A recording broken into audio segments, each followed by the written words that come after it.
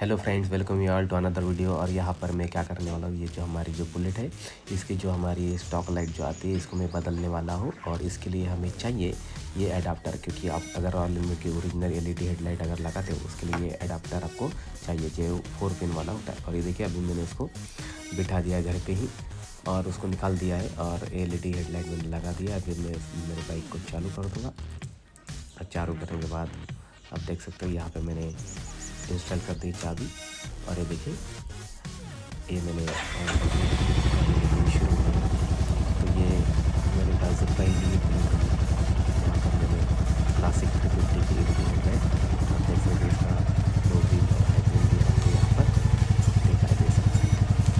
तो गाइस, अगर आपने मेरे यूट्यूब चैनल पे तो प्लीज़ सब्सक्राइब कीजिए और बेल आइकन को जरूर दबाइए ऐसे ही आपको देखते रहेंगे। और ये मैंने अलग से ये मैंने फेसबुक मार्केट प्लेस से इसको ऐसे